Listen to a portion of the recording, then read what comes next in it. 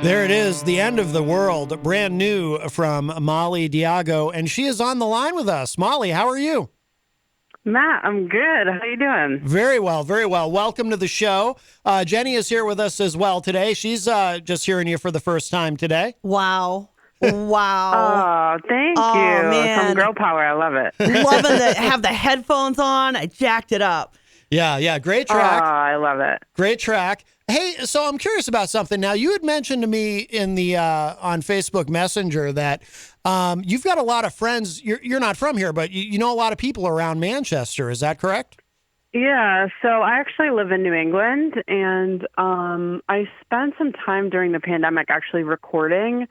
I recorded in Manchester. I was in Hampton Beach, all over the place. So I met like a plethora of people there who were just excellent and great in the music community. And actually, a couple of people like name dropped you, especially when I like mentioned something about this interview today. They were super stoked. So shout out to them because I'm sure they're listening. Oh, that's good to hear. I appreciate that. I appreciate that tremendously. Now, I was reading about you. This is really interesting to me. And I don't know if everyone else will be as fixated on this as I am, but partly because I have a background in the music industry, and I've done some different things in the music business. So I was really struck when I read that you went to law school and you passed the bar. You're actually an attorney, correct? I am, yes, in New York State. Nice. Yeah. The reason that's so interesting. It's an interesting backup for sure. Yeah. Well, not only that, but I think the reason it struck me as so fascinating is I was thinking of it not necessarily in terms of a backup, but I'm sure that, see, here's the thing. I've heard a million stories, and I'm sure you have too. It's almost as old as music itself. Stories of musicians who maybe didn't know how to maneuver through things legally, maybe didn't get good advice, and just. There's a lot of horror stories out there that musicians have gone through, and really all kinds of creative people that have gone through legally and whatnot. But it would seem to me that you have a tremendous advantage in that area over pretty much all of your peers in the music industry.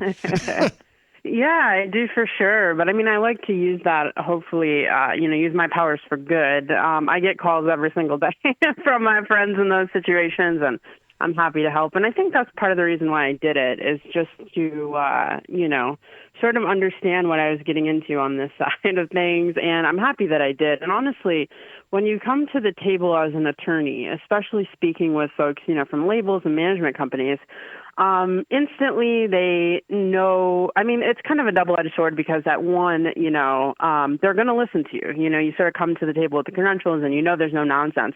But two, like sometimes they're fearful of it, and they're not going to be able to get the best advantage. And so it's kind of been a delicate balance of, sort of leveraging that information. And a lot of times I hold it if I can, Yeah. But for sure, hopefully, I can use these powers for good for people other than myself as well.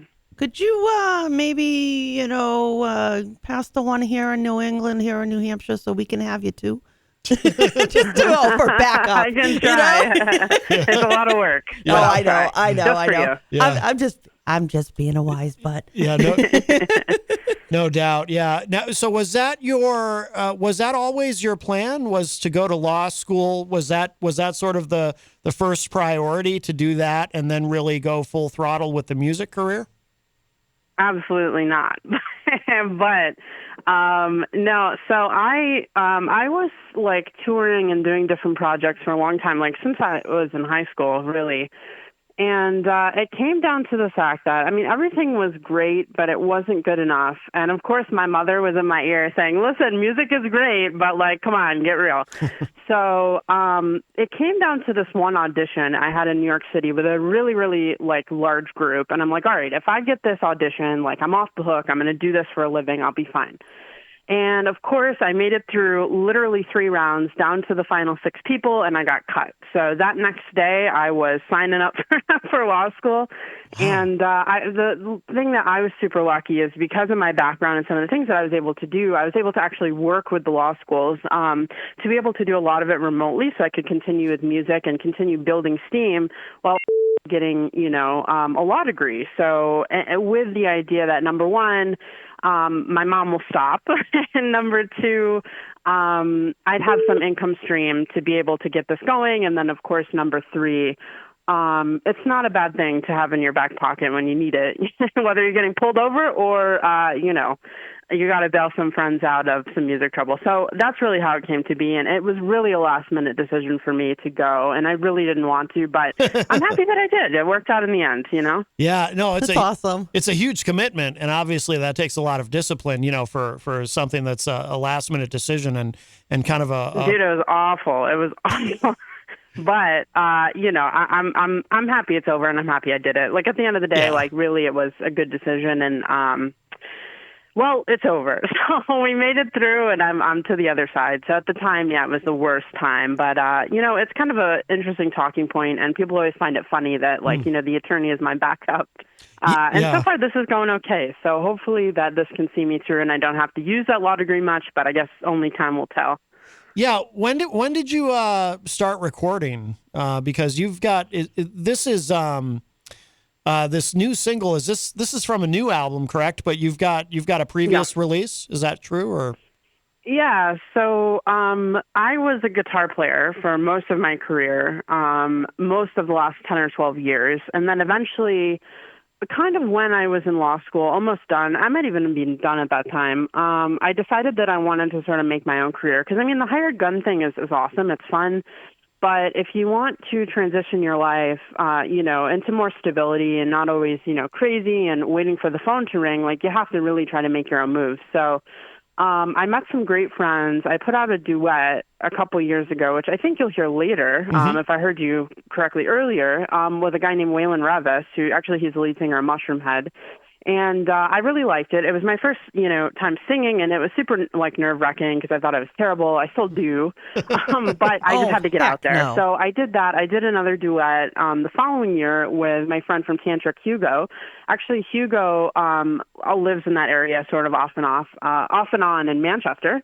So that was great. And then 2 years had gone by, actually a year. So this was last May. I decided that I was going to try and venture and really make this my own thing.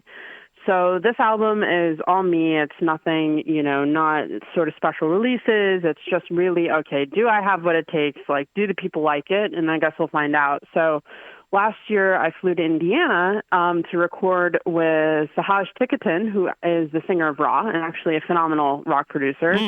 And we sort of fleshed out a little concept for an album, and we put it together, and it was okay, and people liked it, and I got a deal off it. So we're like, okay, let's go with it. So this single that you just heard is the first sort of byproduct of really my first step into the world by myself, really, as a singer. So hopefully everybody likes it, and we have our fingers crossed. Yeah. Well, as you mentioned to me on Messenger, I was asking you about radio play, and it's already being added. It sounds like quite a bit, to different radio stations, which is phenomenal. And on the new material, because you started out on guitar. Are you doing both guitar and vocals? And are you one of these people who plays multiple instruments? Because I'm always very jealous of people who can play more than one instrument. I do. Of course, I had to put some guitar, because that's really what, all my friends and family know me as, and it's what I love to do, So absolutely, there's a lot of interesting, I guess, licks and solos. But the other thing that you have to balance, I feel, is that when you're a guitar player, a lot of my friends who actually are guitar players and people that I've trained with, especially, they go and they have these solo careers, but it's more of a guitar album, than a vocal album. And it ends up not really doing, it's not, radio friendly, I guess, because guitarists putting out sort of vocal albums never really goes well. So I really worked with my producer to balance that, to make sure that, the vocals still had a place to shine, because this is really what it's about now. So of course there's still, some exciting guitar parts, which I just had to get in there, but I'm really hoping that, the vocals instead can sort of be showcased, as this is really my first time, totally flying solo, if that makes sense. Yeah, absolutely. What about, do you play anything else? Do you play bass or drums or anything on the album? Yeah, so I do a little studio work on bass. I'm not that great. I tried drums once. It was very bad. And actually, my parents can vouch for that, too. So the guitar was just something that, it kind of came not easy to me, but easy enough where I could stick with it. So I just loved it. It's fun, and I still, doodle around every single day. No, that's excellent. How many tracks are on the album? So we think 9, but it might be subject to change, and hopefully it'll be out early fall of this year. Okay. So the album, so it'll be a while for the album. It's so interesting. We live in a time where, I'm old enough to, when I was growing up, it was, an artist put out an album, and, the first single came out, maybe a month or so before the album release, and then the album came out. And then, there was a very specific sort of business model. Album comes out, then the second single, meanwhile the tour is happening. But we live in an era now, because of the internet and various other factors too. The industry has changed so much where you can really kind of do it any way you want to. So in your case, you've got the single dropping tomorrow, and the album's going to be, but not the album, not until the fall. Does that mean will there be a second single between the first single and the album release?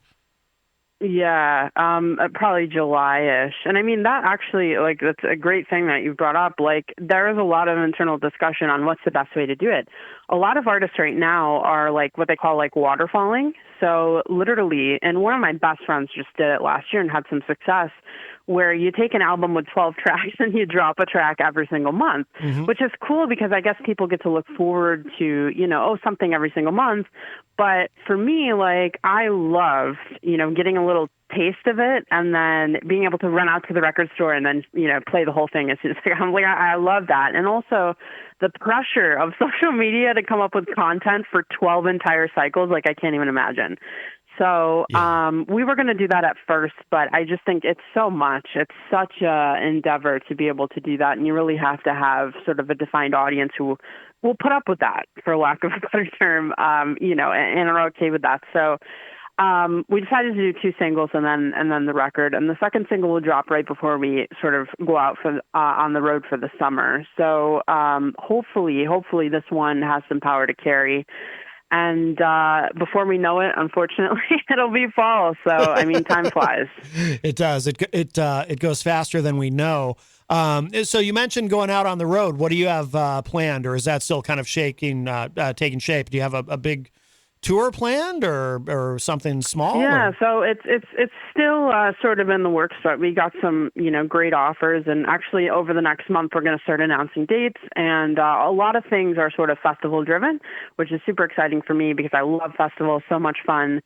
And so hopefully we'll be pretty busy this summer, but hopefully if anyone listening, is a fan, hopefully we'll have some dates for you all over the place coming out here soon. And when you do this, will this be your first time playing shows as a solo artist, rather than, obviously you have a lot of touring experience because, you were, as you put it, a hired gun on guitar, but have you done any shows up to now? Have you done shows already where it's you out front? Yeah, so I've done a couple shows to support the other songs, that I put out years back. But of course, that was also right before COVID.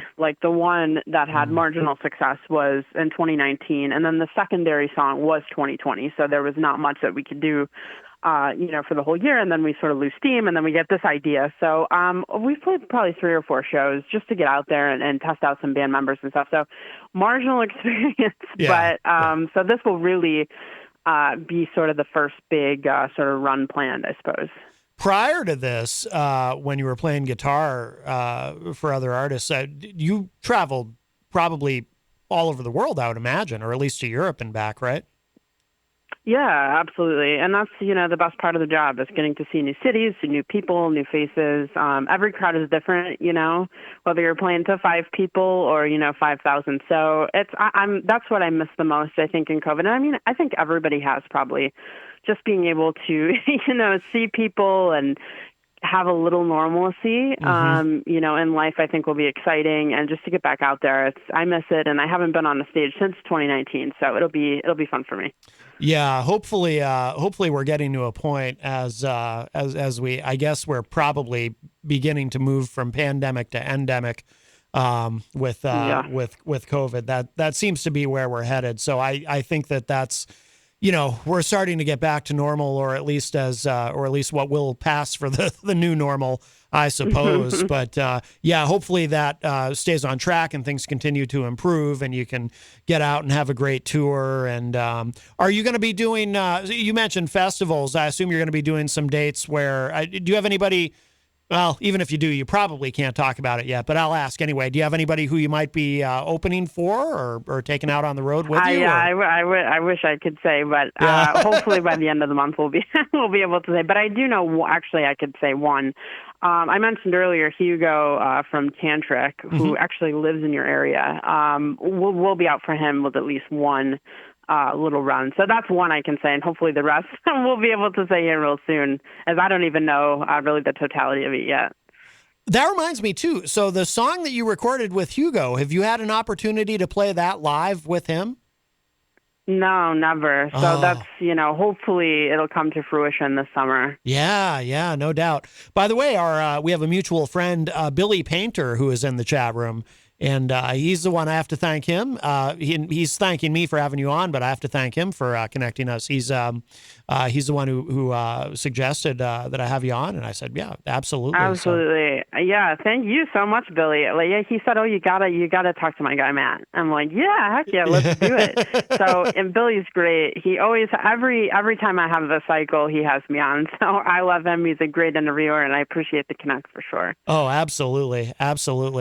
Well, listen, Molly, we're gonna play this other track in a moment, but it's been great, meeting you on the air and talking to you today, and we love that song, "The End of the World." Great track.